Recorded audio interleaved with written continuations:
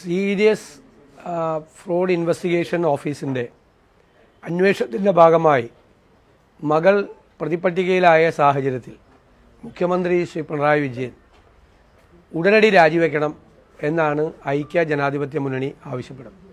കേരളത്തിലെ പ്രതിപക്ഷം ആവശ്യപ്പെടുന്നത്. ഇത് വളരെ വ്യക്തമായ കേസാണ്. യാതൊരു സേവനവും ചെയ്യാതെ അവരുടെ അക്കൗണ്ടിലേക്ക് 2,70,00,000 രൂപ വന്നു എന്നുള്ളതാണ്. ഒരു സേവനവും ചെയ്തിട്ടില്ല എന്നാണ് അന്വേഷണത്തിൽ തെളിഞ്ഞിട്ടുള്ളത്. മുഖ്യമന്ത്രിയുടെ മകൾക്ക് അവർക്ക് പറയാനുള്ള അവസരം കൂടി നൽകിയതിന് ശേഷമാണ് SFIO ഇങ്ങനെ പ്രതിപട്ടികയിൽ മുഖ്യമന്ത്രിയുടെ മകളെ പെടുത്തിയിരിക്കുന്നത്. ഈ സാഹചര്യത്തിൽ ഒരു നിമിഷം പോലും അധികാരത്തിൽ തുടരുന്നതിനൊരു ധാർമ്മികമായ പിൻബലമില്ല. അത് ചെയ്യാനും പാടില്ല. ഇതിനു മുൻപ് ഇത്തരം അവസരങ്ങളെല്ലാം ഉണ്ടായ സമയത്ത് വളരെ ഉത്തരവാദിത്തപ്പെട്ട ആളുകളെല്ലാം ഈ സ്ഥാനങ്ങളിൽ നിന്നെല്ലാം രാജിവെച്ച ചരിത്രമാണ് നമ്മുടെ സംസ്ഥാനത്തിനും രാജ്യത്തെ വിവിധ ഭാഗങ്ങൾക്കുള്ളത്. അതനുസരിച്ച് രാജിവെച്ച് പുറത്തു പോയാണ് ഏറ്റവും ഉത്തമമായ മാർഗം. രാജിവെക്കാതെ അധികാരത്തിൽ തൂങ്ങിപ്പിടിച്ച് കിടക്കാൻ വീണ്ടും ശ്രമിച്ചാൽ കൂടുതൽ വഷളാകുകയായിരിക്കും മുഖ്യമന്ത്രി ഇനിയുള്ള ദിവസങ്ങളിൽ ഉണ്ടാവുക. ജനങ്ങളും ആഗ്രഹിക്കുന്നത് അതുതന്നെയാണ്. ഒരു തെറ്റായ കാര്യമാണ് നടന്നിരിക്കുന്നത്. ഒരിക്കലും അത് ചെയ്യാൻ പാടില്ലാത്തതാണ്. മുഖ്യമന്ത്രിക്ക് അതിൻ്റെ പൂർണ്ണമായ ധാർമ്മികമായ ഉത്തരവാദിത്വം അദ്ദേഹത്തിനുണ്ട്. അദ്ദേഹം അത് ഏറ്റെടുക്കണം എന്നാണ് ഞങ്ങൾ ആവശ്യപ്പെടുന്നത്. അദ്ദേഹം രാജിവെക്കണം, ഉടൻ രാജിവെക്കണം. പറയുന്നത് ഈ കേന്ദ്ര ഏജൻസികളെ കൊണ്ട് വേട്ടയാടുന്നു, എതിർക്കുന്നവരെ എന്നുള്ളതാണ്. വീണയുടെ വിഷയത്തിൽ അത് തന്നെയാണ് പറയുന്നത്. ഈ വിഷയം അങ്ങനെയല്ലല്ലോ. ഈ വിഷയം ഇൻകം ടാക്സ് ട്രൈബ്യൂണലിൻ്റെ അതിൻ്റെ അപ്പലേറ്റ് ബോർഡിൽ വന്നിരിക്കുന്ന ഒരു ഫൈൻഡിംഗ് ആണ്. ഇത് അതുപോലെ ഒരു രാഷ്ട്രീയ കേസല്ല, ഒരു പൊളിറ്റിക്കൽ കേസായിട്ട് തുടങ്ങിയ കേസല്ല. പൊളിറ്റിക്കൽ കേസായിട്ട് തുടങ്ങിയ കേസുകളെല്ലാം കേന്ദ്രം സംസ്ഥാന ഗവൺമെൻറ്റിൻ്റെയും മുഖ്യമന്ത്രിയുടെയും കൂടെയാണ്. എന്തുകൊണ്ടാണ് CBI കൊടുത്ത അപ്പീൽ, SNC ലാവ്ലിൻ കേസിൻ്റെ അപ്പീൽ എത്ര വർഷമായി ആ കേസൊന്ന് അപ്പിയർ ചെയ്യാൻ പോലും CBIയുടെ അഭിഭാഷകർ തയ്യാറാവുന്നില്ല. 34 or 35 പ്രാവശ്യം മാറ്റിവെച്ചു. സ്വർണ്ണക്കള്ളക്കടത്ത് കേസുമായി ബന്ധപ്പെട്ട് വന്ന അന്വേഷണം മുഴുവൻ മുക്കി ഇല്ലേ? അന്വേഷണം മുഴുവൻ മുക്കി. ഇതങ്ങനെ വന്ന കേസല്ല. ഇത് ഈ CMRL കമ്പനിയുമായി ബന്ധപ്പെട്ട അല്ലെങ്കിൽ മുഖ്യമന്ത്രിയുമായിട്ടോ മുഖ്യമന്ത്രിയുടെ മകളുമായി ബന്ധപ്പെട്ട ഒരു കേസിൽ വന്നതല്ല. CMRL കമ്പനിയുമായി ബന്ധപ്പെട്ട ഇൻകം ടാക്സിൻ്റെ ഒരു സ്റ്റാറ്റ്യൂട്ടറി ബോഡിയുടെ ഫൈൻഡിംഗ് ആണ് ഇങ്ങനെ ഒരു പണം തെറ്റായ രീതിയിൽ ഇവരുടെ അക്കൗണ്ടിൽ വന്നിട്ടുണ്ടെന്ന്. അതിനെ തുടർന്നാണ് അതിൽ സീരിയസ് ഫ്രോഡ് ഇൻവെസ്റ്റിഗേഷൻ ഓഫീസ് അന്വേഷിച്ച് ആ കണ്ടെത്തൽ ശരിയാണ് എന്ന് ചെയ്തിട്ടുള്ളത്. ഒഫീഷ്യലായി വന്നിട്ടുള്ള ഒരു കേസാണ്. അത് ഡൽഹി ഹൈക്കോടതിയിൽ പോയിട്ട് അവർ സമ്മതിച്ചില്ല. നിങ്ങൾ മാത്യു കൊളനാടൻ്റെ കേസ് തള്ളിക്കഴിഞ്ഞപ്പോൾ നിങ്ങൾ എന്നോട് അഭിപ്രായം ചോദിച്ചിരുന്നു. അന്ന് ഞാൻ പറഞ്ഞ കാര്യം നിങ്ങൾ ഒന്നുകൂടി കേൾക്ക്. കാരണം ഇതിൻ്റെ അകത്ത് വിജിലൻസ് കേസ് നിലനിൽക്കണമെങ്കിൽ പ്രിവെൻഷൻ ഓഫ് കറപ്ഷൻ ആക്ട് വേണം, അതിൻ്റെ പ്രൊവിഷൻസ് വേണം. ഇത് മണി ലോണ്ടറിങ് ആക്റ്റാണ്, പ്രിവെൻഷൻ ഓഫ് മണി ലോണ്ടറിങ് ആക്റ്റാണ്. അപ്പോൾ വിജിലൻസ് കേസ് നിലനിൽക്കുമോ പ്രിവെൻഷൻ ഓഫ് കറപ്ഷൻ ആക്റ്റാണോ നിലനിൽക്കുന്നത്, ഈ പ്രിവെൻഷൻ ഓഫ് മണി ലോണ്ടറിങ് ആക്റ്റാണോ നിലനിൽക്കുന്നത് എന്നുള്ളതൊരു പ്രധാനപ്പെട്ട ലീഗൽ ക്വസ്റ്റ്യനാണ്. അപ്പോൾ ഹൈക്കോടതി പറഞ്ഞത് ഈ പ്രിവെൻഷൻ ഓഫ് കറപ്ഷൻ ആക്ട് അനുസരിച്ചിട്ടാണെങ്കിൽ എന്തെങ്കിലും ഒരു ഫേവർ ചെയ്തു കൊടുത്തിട്ടാണ് ഈ പൈസ കൊടുത്തതെന്ന് തെളിയിക്കാനുള്ള ആവശ്യമായ തെളിവുകൾ ഹാജരാക്കാൻ കഴിയാത്തതുകൊണ്ടാണ്. അത് നിൽക്കില്ല എന്നാണ് പറഞ്ഞത്. അന്ന് ഞാൻ പറഞ്ഞല്ലോ.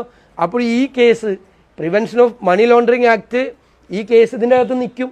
അതുകൊണ്ടാണ് ഈ ഫ്രോഡ് ഇൻവെസ്റ്റിഗേഷൻ നടത്തുന്ന അവർ സെക്ഷൻ 447 അനുസരിച്ച് ഇതൊരു ഫ്രോഡാണ് എന്ന് കണ്ടെത്തി ആ ഫ്രോഡിന് 6 മാസം മുതൽ 10 വർഷം വരെ ശിക്ഷ കിട്ടുന്ന ആ കേസെടുത്ത് പ്രതി ചേർത്തിരിക്കുന്നത്. ഇത് വളരെ വ്യക്തമാണ്. അതുകൊണ്ട് ഇത് ഏത് കേസ് വന്നാലും പൊളിറ്റിക്കലി മോട്ടിവേറ്റഡ് ആണെന്ന് പറയുന്നതിൽ എന്താ അർത്ഥമുള്ളത്? ഇത് അങ്ങനെ ഒറിജിനേറ്റ് ചെയ്ത ഒരു കേസല്ല. അതുകൊണ്ടാണ് ഞങ്ങളും ഇത് അന്വേഷിക്കണം എന്ന് ഞങ്ങൾ ആവശ്യപ്പെടാനും കോടതിയിൽ പോകാനും ഒക്കെയുള്ള സാഹചര്യങ്ങൾ അതുകൊണ്ടാണ്. പൊളിറ്റിക്കലി മോട്ടിവേറ്റഡ് കേസാണ് ഞങ്ങൾ നിൽക്കുമോ? ഇപ്പോഴും എൻ്റെ സംശയം അപകടം ഉണ്ടാകാൻ പോകുന്നത് പാർലമെൻറ്റ് തെരഞ്ഞെടുപ്പ് വന്നപ്പോൾ തൃശ്ശൂർ BJP ടാർഗറ്റ് ചെയ്തു. അപ്പോൾ കരുവന്നൂർ കേസ് നിങ്ങൾക്ക് ഓർമ്മയുണ്ടോ? നിങ്ങളൊക്കെ റിപ്പോർട്ട് ചെയ്ത ആളുകളാണ്. ED പിടിമുറുക്കി, ED കഴുത്തിൽ കൈവച്ചു എന്നൊക്കെയുള്ള വാർത്തകളുണ്ടായിരുന്നു. ഞാൻ അന്നൊരു വാചകം പറഞ്ഞു, ED പിടിമുറുക്കിയിരിക്കുന്നത് അവിടുത്തെ CPM നേതാക്കന്മാരുടെ കഴുത്തിലാണ്, തെരഞ്ഞെടുപ്പിൽ മാറ്റി വോട്ട് ചെയ്യാൻ വേണ്ടിയിട്ടാണ്. തെരഞ്ഞെടുപ്പിൽ CPM-ന്റെ പ്രവർത്തനത്തെ തകരാറിലാക്കുന്നതിന് വേണ്ടിയിട്ടാണ് ചെയ്തത്. അതുപോലെ ഈ വരാൻ പോകുന്ന പാർലമെൻറ്റ് തെരഞ്ഞെടുപ്പിൽ പിണറായി വിജയൻ്റെ കഴുത്തിൽ BJP വെച്ചിരിക്കുന്ന കത്തിയായി ഇത് മാറരുത്. എവിടെ പോയി കരുവന്നൂർ അന്വേഷണം? എന്തൊരു ഫ്രോഡാണ് കരുവന്നൂരിൽ നടന്നത്, എന്തൊരു തട്ടിപ്പാണ് നടന്നത്. 100-300 കോടി രൂപയല്ലേ തട്ടിച്ചുകൊണ്ട് പോയത്. എന്നിട്ട് അന്വേഷണം എവിടെ എത്തി?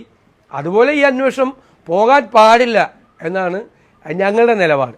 ഈ പണം കൈപ്പറ്റിയിട്ടുണ്ടെങ്കിൽ സ്വാഭാവികം ഈ സർക്കാർ ഇത് ഏത് തരത്തിലായിരിക്കും ഈ കമ്പനികൾക്ക് സഹായം ചെയ്തിട്ടുണ്ടാവും? അങ്ങനെ അത്തരത്തിൽ അഴിമതി നടന്നു എന്ന് നമുക്ക് പറയാൻ പറ്റും? അല്ല, അത് അവർ പ്രൂവ് ചെയ്യണം, അവരത് പ്രൂവ് ചെയ്യണം. ഇതിൻ്റെ അകത്ത് അത് വേണ്ട. കാരണം പണം സർവീസ് ചെയ്യാതെ, സർവീസ് കൊടുക്കാതെ, അവർ തമ്മിൽ എഗ്രിമെൻ്റ് ഉണ്ടാക്കി, പക്ഷെ ഒരു സർവീസും കൊടുക്കാതെ ഈ പണം കൈപ്പറ്റി എന്നുള്ളതാണ് കേസ്. അത് മതി. നേരത്തെ പറഞ്ഞ താങ്കൾ ചോദിച്ച ചോദ്യം വളരെ റെലവൻ്റ് ആയിട്ടുള്ള ചോദ്യമാണ്. അത് ഈ വിജിലൻസ് കേസ് എടുക്കണമെങ്കിൽ ആ കാര്യം കൂടി പ്രൂവ് ചെയ്യണം. അതാണ് ഹൈക്കോടതി മാത്യു കൊള്ളനാടൻ്റെ കേസിൽ പറഞ്ഞത്. അത് കൃത്യമായിട്ടുള്ള തെളിവ്, ആവശ്യമായിട്ടുള്ള തെളിവ് ആയിട്ടില്ല. വേണമെങ്കിൽ കൂടുതൽ തെളിവുകൾ കൂടി കൊണ്ടുവന്നാൽ ആ കാര്യം വീണ്ടും പരിശോധിക്കാം എന്നാണ് ബഹുമാനപ്പെട്ട ഹൈക്കോടതി പറഞ്ഞത്. ഇവിടെ അത് അന്വേഷിക്കേണ്ട ആവശ്യമില്ല. കാരണം സർവീസ് നടത്താതെ എന്തുകൊണ്ടാണ് ഒരാളുടെ അക്കൗണ്ടിലേക്ക് 2.7 കോടി രൂപ ഒരു പ്രൈവറ്റ് കമ്പനിയിലെ 2 അക്കൗണ്ടിൽ നിന്നായിട്ട് പോയിരിക്കുന്നത്? ഞങ്ങൾ അന്നും പറഞ്ഞാണ് ഈ 2.7 കോടി രൂപയുടെ കാര്യം. അന്ന് 1.7 വന്നുള്ളൂ. എംപവർ എന്നുള്ള ആ കമ്പനിയുടെ കൂടി പൈസ വന്നപ്പോഴാണ് 2.7 കോടി രൂപ കണക്കാക്കപ്പെട്ടിരിക്കുന്നത്. അപ്പോൾ അത് വളരെ ഗൗരവമുള്ള കേസാണ്. ഗൗരവം ഇല്ലാതെ എന്തിനാണ് അക്കൗണ്ടിൽ കൊടുത്തത് പൈസ, ഇത്രയും പൈസ? ഈ മുഖ്യമന്ത്രിയുടെ മകളുടെ ഒരു കമ്പനിയുമായി ബന്ധപ്പെട്ട ഇത്തരം കേസ്, അപ്പോൾ മുഖ്യമന്ത്രി രാജി ആവശ്യപ്പെടുമ്പോൾ സ്വാഭാവികം സർക്കാർ ഇതിൽ ഏതെങ്കിലും തരത്തിൽ ഒരു പങ്കാളിയായി, അല്ലെങ്കിൽ മുഖ്യമന്ത്രി ഏതെങ്കിലും തരത്തിൽ പങ്കാളിയായി? ഇപ്പോൾ ഞാനത് കണ്ടു. ഇപ്പോൾ മധുരയിലെ എല്ലാ CPM നേതാക്കന്മാരും ഉണ്ട്. എല്ലാ CPM നേതാക്കന്മാരും ഇതങ്ങനെയാണ് ഇങ്ങനെയാണെന്ന് പറഞ്ഞ് പ്രൊട്ടക്റ്റ് ചെയ്യുന്നുണ്ട്. CPM-ന്റെ ദേശീയ നേതാക്കളടക്കം. പണ്ട് UPA മന്ത്രിസഭയിൽ റെയിൽവേ മന്ത്രിയായിരുന്ന പവൻ കുമാർ ബൻസാലിൻ്റെ ബന്ധു ഇതുപോലത്തെ ഒരു അഴിമതി കേസിൽ പെട്ടു. അദ്ദേഹത്തിന് യാതൊരു അറിവുമില്ല, ബന്ധു പെട്ടു. അതിൽ CPM-ന്റെ ഒരു സ്റ്റേറ്റ്മെൻറ്റ് എൻ്റെ കയ്യിലുണ്ട്. അദ്ദേഹത്തിന് ഇതിൽ പങ്കാളിത്തം ഇല്ല നേരിട്ട്. പക്ഷെ ബന്ധു ഇതിൽ പങ്കാളിയായതിൻ്റെ പുറത്ത് പവൻ കുമാർ ബൻസാൽ രാജിവെക്കണം എന്നാവശ്യപ്പെട്ട CPM കേന്ദ്ര നേതൃത്വമാണ് ഉള്ളത്. ബന്ധു ഒരു കേസിൽ പെട്ടപ്പോൾ അകന്ന ബന്ധുവാണ്, ഇത് മകളാണ്, അകന്ന ബന്ധുവാണ്. ആ CPM-ന്റെ സ്റ്റേറ്റ്മെൻറ്റ് ഞാൻ വേണമെങ്കിൽ നിങ്ങളെ വായിച്ച് കേൾപ്പിച്ചു തരാം. പീപ്പിൾസ് ഡെമോക്രസിയിൽ വന്നതും അതിലുള്ള സ്റ്റേറ്റ്മെൻറ്റ് വായിച്ചു പോയി. ആ സ്റ്റാൻഡ് എടുത്താണ്. കോടിയേരി ബാലകൃഷ്ണൻ്റെ മകൻ കേസിൽ പെട്ട് കഴിഞ്ഞപ്പോൾ എടുത്ത നിലപാട് ഇതായിരുന്നില്ലല്ലോ പാർട്ടി. ഇപ്പം എന്താ ഇരട്ടത്താപ്പ്? കോടിയേരി ബാലകൃഷ്ണനോടും പിണറായി വിജയനോടും ഇരട്ടത്താപ്പ് എന്തിനാണ് CPM-ന്? പിണറായി വിജയൻ അധികാരത്തിലിരിക്കുന്നതുകൊണ്ടാണോ? പാർട്ടിയിൽ പവർഫുൾ ആയതുകൊണ്ടാണോ? അദ്ദേഹത്തെ ഭയന്നാണോ കൂടെയുള്ള ആളുകൾ അദ്ദേഹത്തെ പ്രൊട്ടക്റ്റ് ചെയ്യാൻ വേണ്ടിയിട്ട് മത്സരിച്ചുകൊണ്ടിരിക്കുന്നത് ആണോ? അതാണ് ചോദ്യം. അതിലേക്ക് ഉത്തരം പറയണം CPM. ഇവരൊരു ബിസിനസ് ചെയ്യുന്ന ലേഡിയാണല്ലോ, സ്വാഭാവികമായിട്ട് അവരവരുടെ ബിസിനസ്സോട്ട് പോകുന്നിടത്ത് കേസുകളുണ്ടാവും. അതിൽ പിണറായി വിജയൻ എങ്ങനെ കുറ്റക്കാരനാകും എന്നുള്ള ഇത് അങ്ങനത്തെ കേസല്ലല്ലോ. ഒരു സർവീസും നടത്തി കൊടുക്കാതെ ബിസിനസ് നടത്തുന്ന ഞാൻ എത്ര പേരെ കാണിച്ചു തരാം. അവരുടെ ഒന്നും അക്കൗണ്ടിലേക്ക് ഇങ്ങനെ ആരുടെയും പൈസ വരുന്നില്ല. ബിസിനസ് നടത്തിക്കൊണ്ടിരിക്കുന്ന ആളുകളുടെ അക്കൗണ്ടിലേക്ക് വെറുതെ കമ്പനികൾ പൈസ അയച്ചു കൊടുക്കുക. 1,70,00,000, പിന്നെ വേറെ 1 കോടി അങ്ങനെ അയച്ചു കൊടുക്കുമോ? അങ്ങനെ അയച്ചു കൊടുക്കുമെങ്കിൽ ഓക്കെ. ഏതെങ്കിലും ഒരു കേസ് തന്നെ അങ്ങനെ കാണിച്ചു ബിസിനസ് നടത്തുന്ന ആളുകൾക്ക് വെറുതെ ഒരാൾ വിചാരിക്കണം അവൻ പാവം ബിസിനസ് നടത്തിക്കൊണ്ടിരിക്കുകയാണ്, അവൻ്റെ അക്കൗണ്ടിലേക്ക് 1 കോടി രൂപ അയച്ചു കൊടുത്തേക്കാം, 2 കോടി രൂപ അയച്ചു കൊടുത്തേക്കാം എന്നാരെങ്കിലും വിചാരിക്കുമോ? അങ്ങനെ വിചാരിക്കില്ലല്ലോ. അത് കിട്ടിയിട്ടാണല്ലോ. കിട്ടിയത് എന്താണെന്ന് വേറെ അന്വേഷിക്കാം. നമുക്ക് എൻ്റെ ഫേവറാണ് കിട്ടിയെന്ന് വേറെ അന്വേഷിക്കാം. ഇതിൽ ഈ അഴിമതി നടന്നു എന്നൊരു ആരോപണം ഉണ്ടെങ്കിൽ അത് തെളിയിക്കാൻ ഏത് ഏജൻസിയുടെ അന്വേഷണമാണ് നമ്മൾ ആവശ്യപ്പെടുന്നത്? അല്ല, അത് ഇത് അന്വേഷിക്കേണ്ടത് ആദ്യം ഫ്രോഡാണ് ഇതിൻ്റെ അകത്ത് നടന്നിരിക്കുന്നത്. ഫ്രോഡ് നടന്ന് ക്രിമിനൽ കുറ്റമാണ് ഫ്രോഡ് എന്ന് പറയുന്നത്. അതായത് 447 അനുസരിച്ച് ക്രിമിനൽ കുറ്റമാണ്. 3 മാസം മുതൽ 10 കൊല്ലം വരെ, 6 മാസം മുതൽ 10 കൊല്ലം വരെ ശിക്ഷ കിട്ടുന്നതാണ്. എമൗണ്ടിൻ്റെ ഇതനുസരിച്ചിട്ട് ഈ ട്രാൻസാക്ഷൻ നടത്തിയിരിക്കുന്ന എമൗണ്ടിൻ്റെ 3 ഇരട്ടി വരെ ഫൈൻ കൊടുക്കാവുന്ന ഗുരുതരമായ കേസാണ്. 10 വർഷം വരെ ശിക്ഷ കിട്ടാവുന്ന ഒരു കേസാണ്. ഗുരുതരമായ ഒരു കേസാണ്. അതിൻ്റെ വിചാരണയും മറ്റു കാര്യങ്ങളും നടക്കട്ടെ. ഇപ്പോൾ ധാർമ്മികമായി മുഖ്യമന്ത്രിക്ക് ആ സ്ഥാനത്ത് തുടരാൻ അവകാശമില്ല എന്നാണ് ഞങ്ങൾ പറഞ്ഞത്. ആ വാക്കല്ലേ ഞങ്ങൾ പറഞ്ഞത്. അങ്ങനെയല്ലേ സാധാരണ CPM പറയാറുള്ളത്. ബാക്കിയുള്ളവരെ കുറിച്ചുള്ള ആക്ഷേപം ആരെങ്കിലും കുറിച്ച് വന്നിട്ടുണ്ടെങ്കിൽ അങ്ങനെയല്ലേ പറയാറ് സാധാരണയായിട്ട്. അപ്പം അത് തന്നെ അവർക്കും ബാധ്യതപ്പെട്ടാണ്. സമാനമായി പണം കൈപ്പറ്റിയതല്ലല്ലോ മറ്റു നേതാക്കന്മാർ അവരെക്കുറിച്ച് പറയുന്നത് അവരുടെ ഇലക്ഷൻ ഫണ്ടിലേക്കും പാർട്ടി ഫണ്ടിലേക്കും പൈസ ചോദിച്ചു, പാർട്ടി പ്രവർത്തനത്തിന് ബിസിനസ്സുകാരിൽ നിന്ന് പൈസ മേടിച്ച് എങ്ങനെ ക്രിമിനൽ കുറ്റമാണ്? ഇപ്പം ഞാൻ നാളെ മാസപ്പടിയൊന്നും ഇല്ലല്ലോ അതിൻ്റെ അകത്ത്. അവർ ബാക്കിയുള്ള നേതാക്കന്മാർ പണം മേടിച്ചതായിട്ട് അവിടെ അവരുടെ ഡയറിയിൽ കുറിപ്പുണ്ടായെന്ന് പറഞ്ഞു. ആ പണം തെരഞ്ഞെടുപ്പ് പ്രവർത്തനത്തിനും പാർട്ടി പ്രവർത്തനത്തിനും ആളുകൾ ഫണ്ട് മേടിച്ചാൽ എന്താ കുഴപ്പം? അതിനെന്താ തെറ്റ്?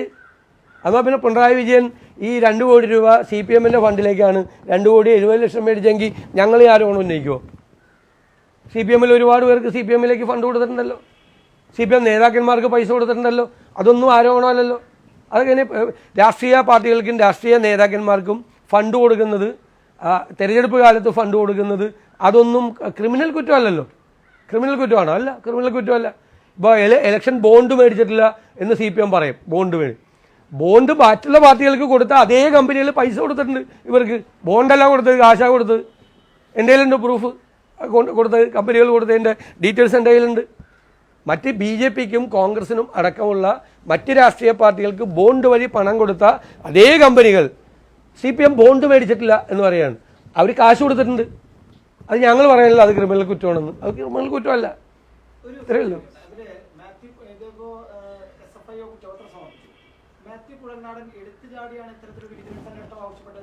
അല്ല, അതിനകത്തൊരു ലീഗൽ ഇഷ്യൂ ഉണ്ട്. അത് തന്നെ കോടതി പറഞ്ഞിരിക്കുന്നത്.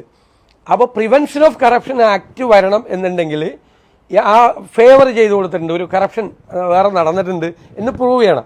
അത് പ്രൂവ് ചെയ്യാൻ ആവശ്യമായ അത്തരം തെളിവുകൾ അദ്ദേഹത്തിൻ്റെ കയ്യിലില്ല എന്നാണ് ഹൈക്കോടതി പറഞ്ഞത്. അപ്പം അദ്ദേഹം സുപ്രീം കോടതി പോവോ അല്ലെങ്കിൽ കൂടുതൽ തെളിവുകൾ ഹാജരാക്കിയാൽ മതിയല്ലോ. അത്രയേ ഉള്ളൂ. അതങ്ങനെ അത് ആ കേസിൻ്റെ വിധിയെ അവർ ദുർവ്യാഖ്യാനം ചെയ്യുകയാണ്. കേസിൻ്റെ വിധി ഞാൻ പറഞ്ഞതാണ്. ഞാൻ അന്ന് പിറ്റേ ദിവസം തന്നെ നിങ്ങളോട് അന്ന് ഞാൻ SFIയുടെ കാര്യവും PML ആക്ടിൻ്റെ കാര്യവും നിങ്ങളോട് പറഞ്ഞിരുന്നു. നിങ്ങളോട് ഞാൻ സംസാരിച്ചിരുന്നു, ഓർമ്മയുണ്ടാവും. നിങ്ങൾ അതിൻ്റെ റെക്കോർഡ് എടുത്ത് നോക്കിയാൽ മതി. അതിൽ വരും ക്ലിയർ ആയിട്ട്. മറ്റതിൽ പ്രൂവ് ചെയ്യണം.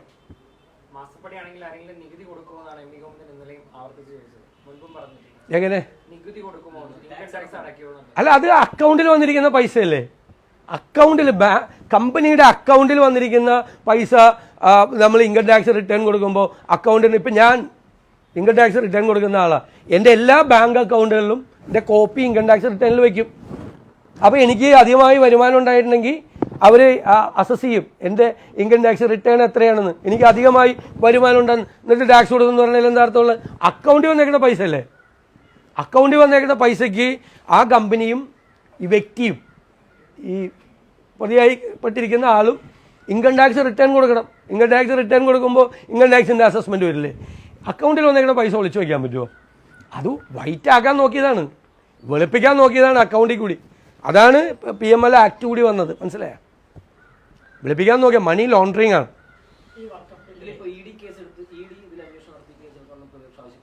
അല്ല, തീർച്ചയായിട്ടും അവരുകൂടി അന്വേഷിക്കേണ്ടതാണ്.